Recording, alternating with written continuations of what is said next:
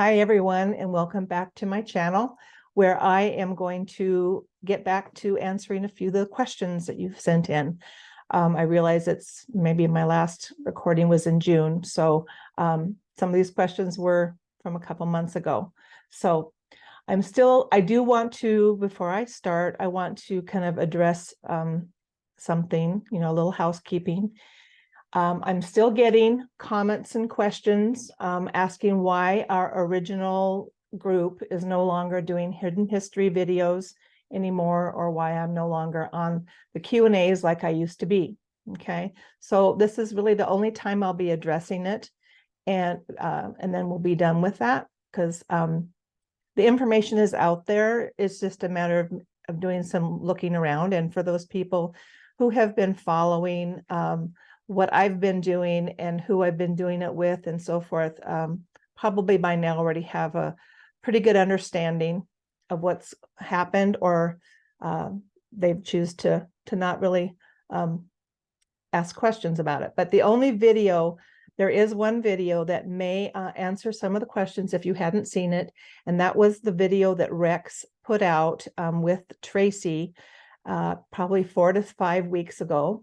And it was where he explains his personal experience, which ultimately led to a very pivotal moment for our entire group. Okay, so I will put a link, or I will put his video in the description box below this one in case you hadn't seen it. Okay, remember that they had some audio issues when they were doing that video, so you will have to listen real close in some spots. So I want to basically acknowledge and say that I'm very grateful for the past 2 years, thereabouts 2 years. I don't necessarily remember how long it was when I started on YouTube, but I am very grateful for the opportunity on that platform, the previous platform, which did bring me to my soul family. It reunited us together, and it has strengthened my higher self connection.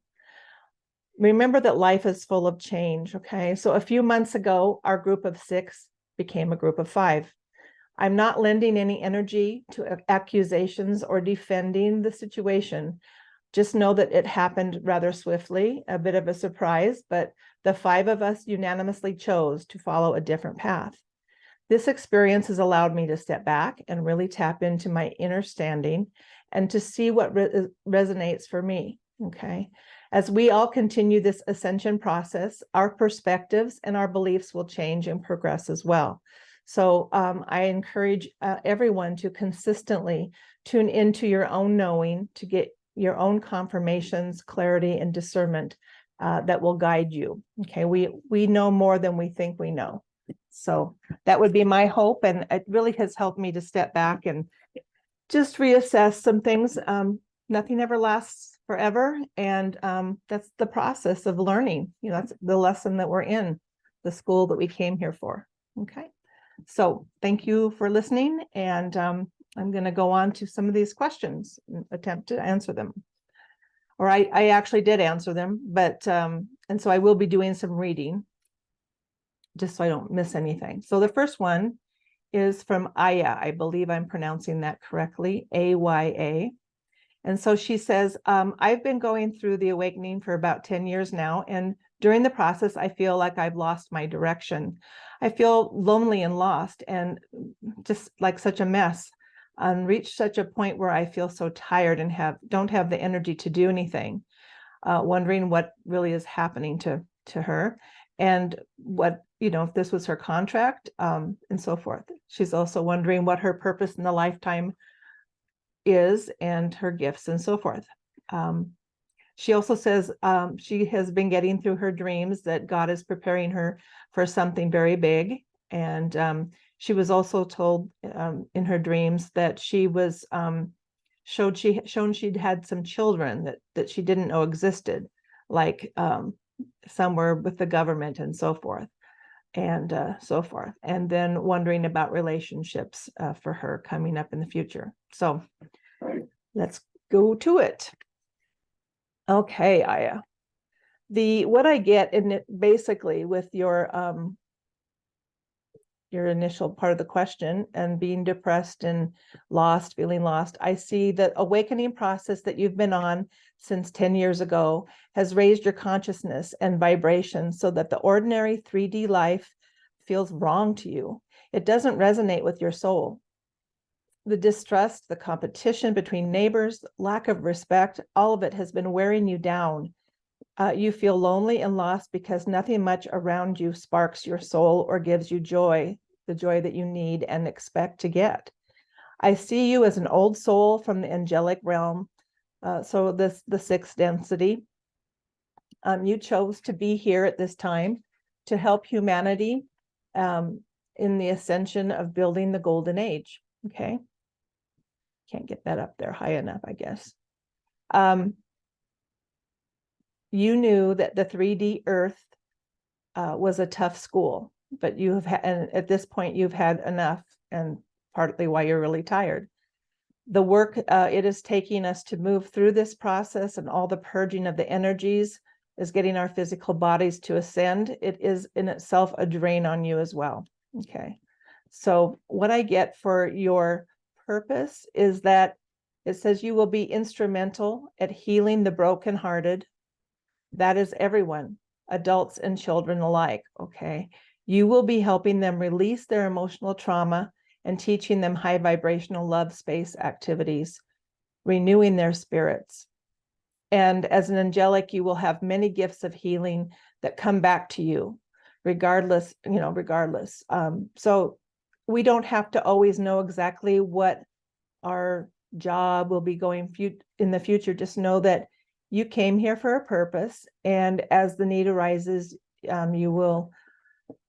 will be known to you, and you will step into what is needed at the time. So when it comes to the question about the possible children through the government and so forth, it didn't want to give me specifics. It did say that it doesn't apply anymore. So what it did tell me that along about the ages of 12 to 14 years old, that you were taken up in a ship or ships.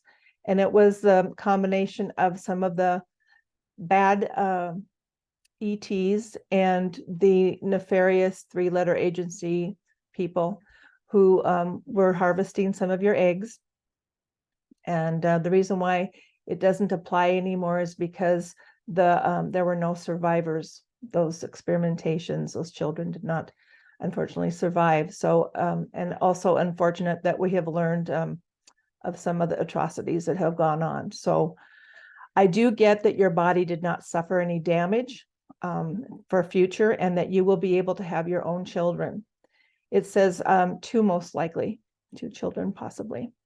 And that in meeting someone, it gives me a time frame of 14 months, somewhere in that range, and that this person will be someone who is some kind of connected to farming or connected to maybe community gardens, because as you know, there's going to be a return to growing our own food and having healthy diet and things like that. So it'll be maybe your common connection together, working on those community garden connections. So anyway, that's what I get for you, Aya, and I hope that helps you. And thank you for the question. Okay, so let me lower this a bit more. There we go. I am going to go next to Barb, and she says, I took your class and have been using my pendulum for about a month or so, and I've really enjoyed it. But I am wondering just how accurate it is. I connected to my higher self, higher source every time before I started asking my questions, and checked that it was indeed coming from my higher source. Recently, my brother-in-law was in the hospital with a very serious infection in his body with no known origin. So I was using the pendulum to help figure it out. Every time it told me that it was his heart that was the problem, that his organs were shutting down, and that he would not be able to come home from the hospital, that he was basically passing on. Well, 2 days ago, he did come home from the hospital. So I'm wondering just how accurate I can be with this. I've even started to ask if my answers were 100% correct and if they were coming from 100% pure source. Try not to be swayed by untrue answers. What guidance do you have on this? So first of all, Barb, I will say that, anybody doing pendulum work and stuff, there are moments of frustration or questioning your answers for sure. I will say that I've had those times, and I was confused also with answers I got. I know that our higher self will give us the answers that are in our highest and best good. I will also say that when we are personally close to the answers, to the outcome, it can be tricky. I also think the universe doesn't like us asking over and over again the same questions. Okay. When you get to the point that you still aren't totally convinced, you could possibly get a board, that has the letters or the alphabet and different things, and see if it'll spell information out, or ask from an entirely different angle. Sometimes we are not meant to know. And when I ask if you got the wrong,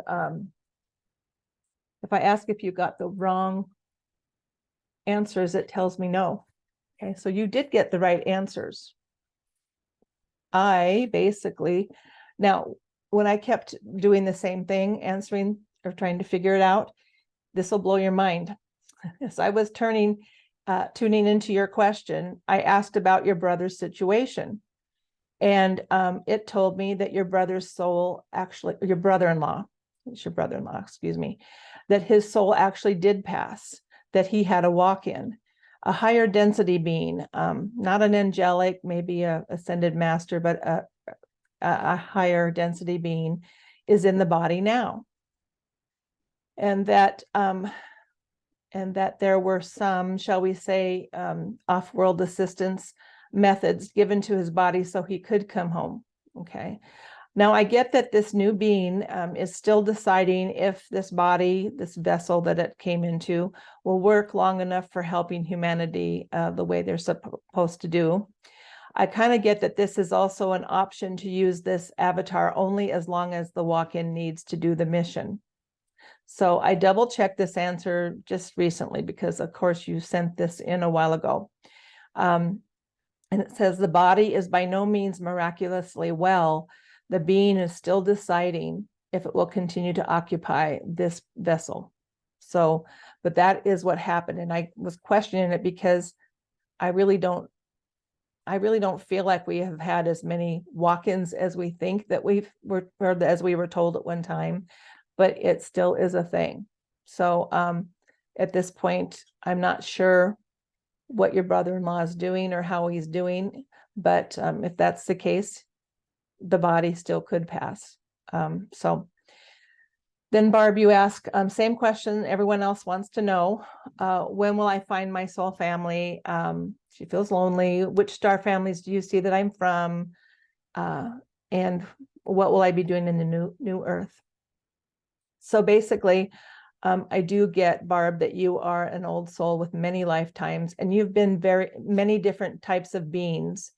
I do get that you were an Andromedan, and then you had some lives in Pleiades, but not Lyran. I do get that your favorite, or at least one of the lives that you've had the most experiences with in the galaxies is Lemuria. That anyone who has had many lifetimes has so much wisdom. That memory was erased from all of us when we entered this lifetime, but now we are getting access to the information. So feeling lonely or not connecting to people around you who are young souls or who are very negative is indeed a challenge for you, all of us in that regard. I get that you are creative and crafty. Okay, and that you will be carrying your joy for the arts and for having fun among the community. I get that possibly organizing the get-togethers and the life events, like the social, what do they call that in school? The social chairman of the community, getting people together, having fun and getting to know one another. We will have so much more time for enjoying ourselves in the future. So this will be a big thing. It'll be about interpersonal relationships. So And I do want to stress to you, Barb, that if you keep practicing with your pendulum, you will improve your track record with your answers. You will start to gain better confidence in it. But it's just and there's many different angles and ways we can approach some of the questions. But it's just some questions are not meant for us to know the answers right away. So I hope that makes sense for you, and I thank you for those questions. So the next question is going to come from Mary, and she lives in Oregon. She says, about a week ago, I was puttering in my garden, enjoying being there and the beautiful morning. I got really tired, and I went to sit with my husband under the shade area as it was quite warm. Oh, sorry about that. I sat down with relief and then started to have an eye issue. I've had ocular migraine since being a teenager. No pain, just flashing lights and some blockages. I'm in my 70s now and I'm wide awake. But what happened was totally new. My eyesight had changed in both eyes, and absolutely everything changed before my eyes into an extremely glowing world. My husband was glowing. The plants and the trees were bright and colorful, like I've never seen before. At first, I thought I was having a mini brain stroke, but it was too beautiful. I kept seeing weird patterns too, like geometric patterns that would pulse at me. I kept telling my husband about this experience, and he had no clue either. It went on for maybe 15 minutes and started to go away, and then it would pick up again. At times, everything got very white, but when it started to ebb, I became very tired and I could barely stand up and needed help to get into the house. So wondering what that was about. So Mary, when I tuned into that, okay, I get that being out in nature, along with the sun and its light codes that they deliver, it was enough to enhance your frequency. When you laid down to rest, your body had been activated to the point that you were given a glimpse or a preview of what things look like in the higher dimensions, the higher frequencies. Okay. Your vision will be restored and recalibrated for these changes as Gaia evolves into the new earth. You were also getting a remembrance of past lifetimes where you experienced this. So that's why it came easy to you.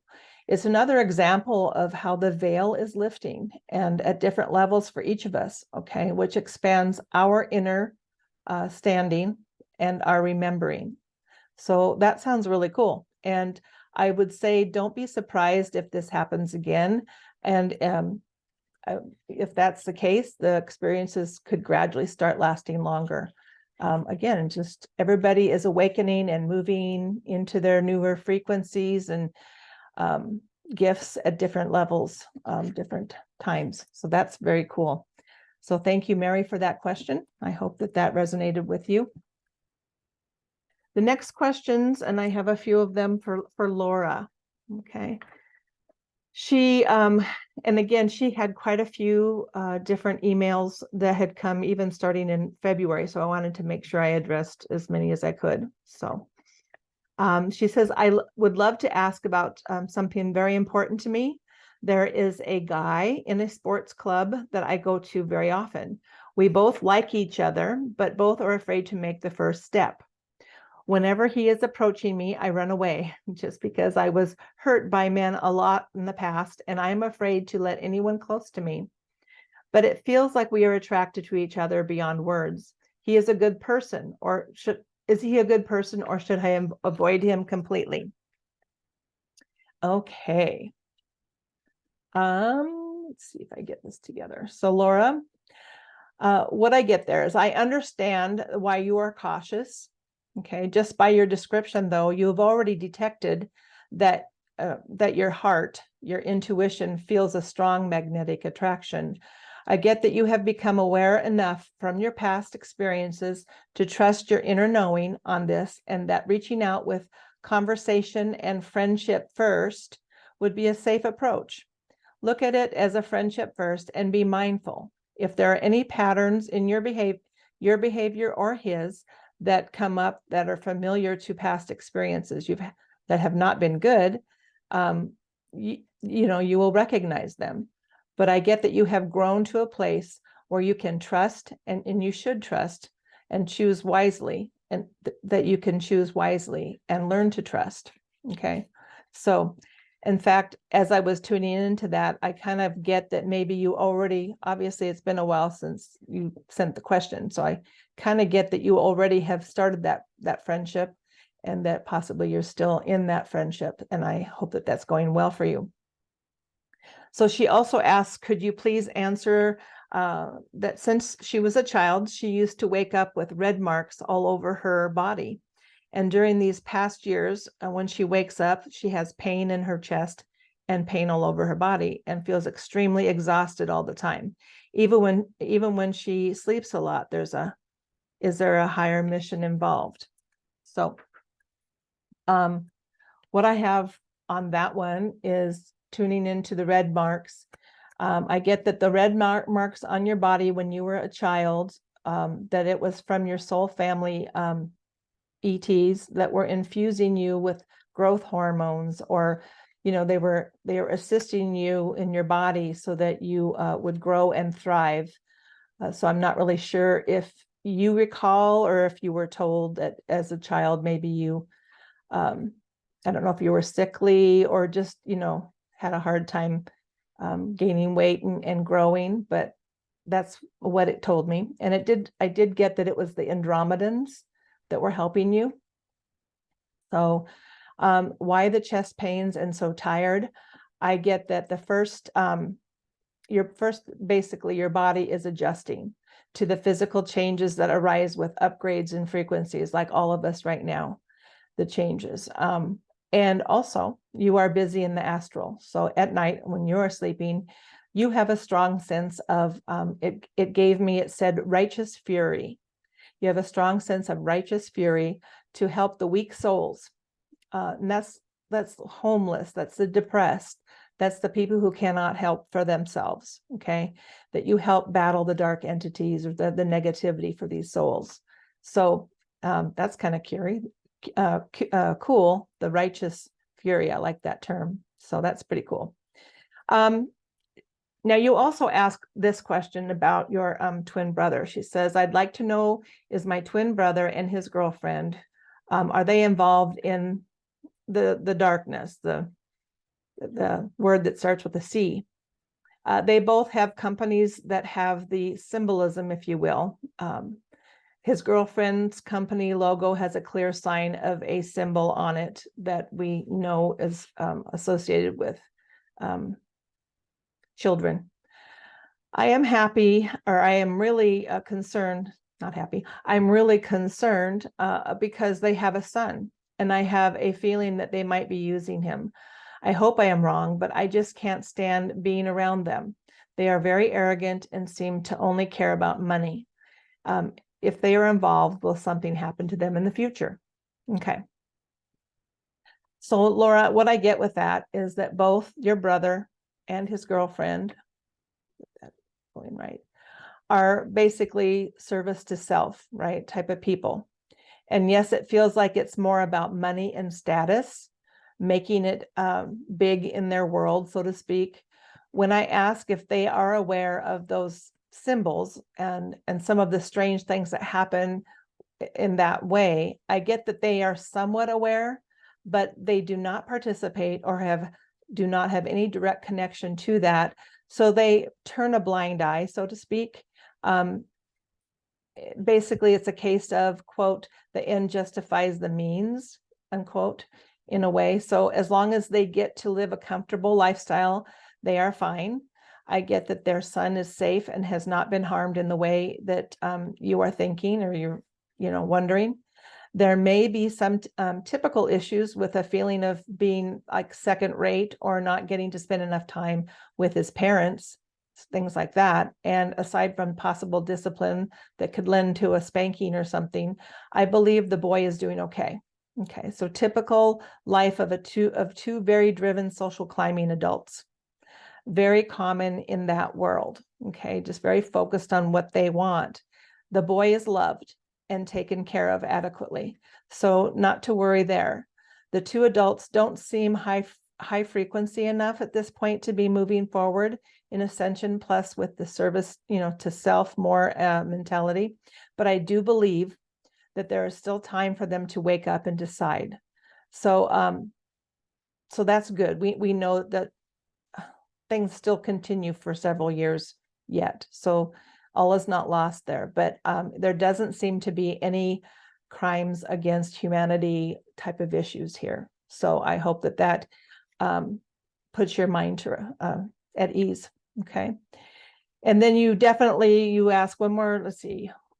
You would really appreciate if you answer. You were told that you were a seraphim Arcturian high priestess with a certain reading here recently, and wondering if you're on a higher mission and need to activate your third eye. Could you tell me about my future careers and things like that?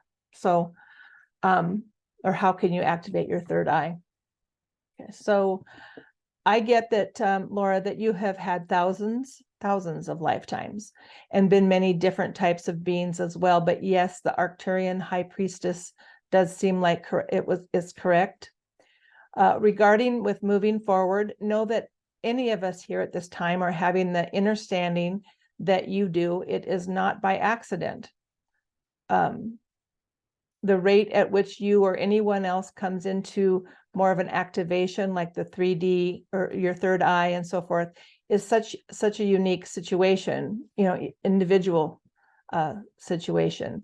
The best thing that you can do is spend time in meditation and not trying to force something to happen, but let information come to you and take note of your body's reactions to the information and such.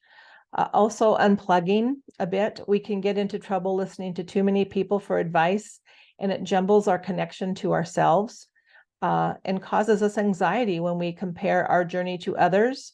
I am not sure what your specific role will be moving forward, but I'm sure it will be multifaceted. There are also, just from a health perspective, things that you can do. I know the heavy metals and like not using fluoride in your toothpaste, certain things you can actually look up what it is to help detoxify your body and the pineal gland, what to open it up. But just more than likely it already is open or getting there. And it's just a matter of trusting that it is and listening and quieting your mind and not comparing to everything. And I believe, your initial question about, will you find love or your twin flame or whatever soon? I think that, that was the first question that I answered, that yes, you will find someone. And it sounds like maybe this person has been a good friendship, at least for now, and that maybe you are still talking and seeing each other. And that is good. And remember, twin flames are not always, the lovers that you have. They are somebody that maybe you are very tied to, but they're not necessarily loves, or romantic love, I guess is what I want to say. So there's some misconceptions on that, but I hope that gives you some clarity, and good luck with that. So the next one, or my last question, is from Lori. I think she calls herself Mo. So I nursed. Okay, so she says this is questions about her cats. She says, last August of 2022, my 21-year-old cat, and I'm going to say Shania, I think is how you say it, was put to sleep. I nursed her for 2 years, and she had a great life with me since she was a kitten. I buried her in our family's garden with my other cat, Yazzie, who was 21 years old also when he passed. November of 2022 arrived, and I took my younger cat, his name was Jacob, aged 12, to the vet to have his bad teeth removed. It turns out that an x-ray had showed that there was a big bag of fluid in his lungs, which the veterinarian had drained off. Jacob came home, and the first day was good. He ate some food, and I kept him close to me in my bedroom with the door shut. The next day he collapsed and could not breathe. All I could do was try to comfort him as he gasped for air. He died in my arms. It was horrific to watch, and I have not been the same since. I am lost with grief and so sick of waiting for the flash and the shift. Sometimes wish I was, just didn't have to deal with it. She had heard from another spiritual person that our loved ones and pets who have passed will be waiting for us in the 5D. Would you know if this is true? So she would basically like to know that, and if her beautiful cats will again be with her. And she's not very excited of the prospect to have another Christmas, a 3D Christmas with her fully, whatever, medicated family. She's just lost and would like some answers. So first of all, Mo, I basically, when I first read this, I had to get a box of Kleenex close by myself, because I've been through this whole thing with pets, and certainly most of my family too, over the last few years. So it's just, it brings back all the humanness, all the emotions. It's very hard. So I am so sorry for your pain. And again, it's just I got emotional reading your story. The unconditional love that our pets give us is so amazing. And it's one of the purest and basic ways for us here in this 3D life to experience this type of unconditional love. So they're very special to us. The first question, will our pets be waiting for us in 3D? I would say not exactly. And the way I say that this is realizing that when a soul, person, animal, when a soul passes or transitions, it goes to source, okay? The length of time that it is with source depends. All souls will ultimately choose a new lifetime. We are eternal. And so we're going to have new experiences all the time. But a new experience, and those experiences we often are with and reunited with the same people or the same pets, in these other future lifetimes. But the rate at which we stay with source and maybe rest or just kind of contemplate before we choose the next lesson or the next adventure varies each time. So when a person does pass or transition, whether or not you are immediately seeing somebody greeting you depends on if they are still there with source themselves, or have they gone on to something new. That's kind of how I see it. And it's kind of how I'm given it. So, but know that you do get reunited and have a knowing of that thing, of that. So regarding you and your cats reuniting, I do sense you're a loving and kind soul, and you have been a wonderful pet parent. Okay, your kitties chose you. I do get that Jacob, specifically your last younger cat, that Jacob was affected deeply by those bad teeth. It did create a systemic infection. And being in dental all my life here, it's actually very toxic and can cause a lot of problems, stemming from the mouth and infection there. So I'm getting that any treatment given would not have quote unquote cured him necessarily, but it would have prolonged his life with complications and more suffering. That would have been difficult for both of you as well. Okay, so I get that Jacob was very happy with you, and all your cats were very happy to be under your care. But Jacob knew that it was time. Okay, he did not want to endure the pain and trauma associated with his body's problems. There was nothing more that you could have done at that moment anyway. Okay, it happened so quickly. And in fact, Jacob basically decided that he was done.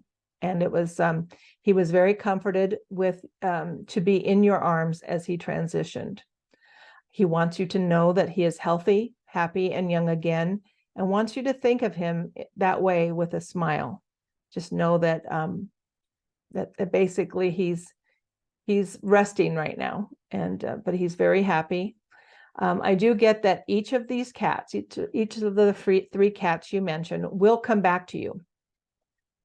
I get that Shania and Jacob will come back as cats, and possibly Yazzie will return as a human. When I ask what kind, or relative or friend, it says maybe as one of your children in the future. So just kind of beware of that and feel into that as time goes on when it happens. I feel Jacob needs time to rest, but I think that in the near future, one of the others will return to you. So it says not this year, and it does not give me next year of 2024. It leads me to the year 2025. So don't be disheartened. Realize just how fast this has been going so far, but they will return, and they have been in your life many times, before as well, before this one. So we oftentimes just kind of keep staying with the same souls in different scenarios, which is kind of cool. Regarding the grief and the feelings of being lost that you state, the message I get for you is to know that you make a difference in this world. And certainly for your cats, you did, your babies. There is no timetable for grief, but remember that each soul is eternal with many lifetimes. And we usually have the same souls join us over and over in different ways, like I said before. Your cats are no exceptions, okay, to that. Regarding loneliness and around the 3D family, this is what comes to me about you and for anybody in that situation, because there's a lot of people feeling this. Try to turn your thinking around. Instead of dwelling on what's wrong with your life, what you don't want right now, pat yourself on the back and congratulate yourself on your inner standing and awakening. It is not for us to convince others of what we know, but in fact, moving forward with a calm spirit and an inner knowing is much like, and excuse the phrase, but this is the phrase that came to me, the cat who swallowed the canary. It just, because basically, like, the secrets, you're awakened and the secrets, and they don't. So let that inner spark of the knowledge come out in all you say and do. When we can't change our circumstances, we do the best to change our reactions to those circumstances.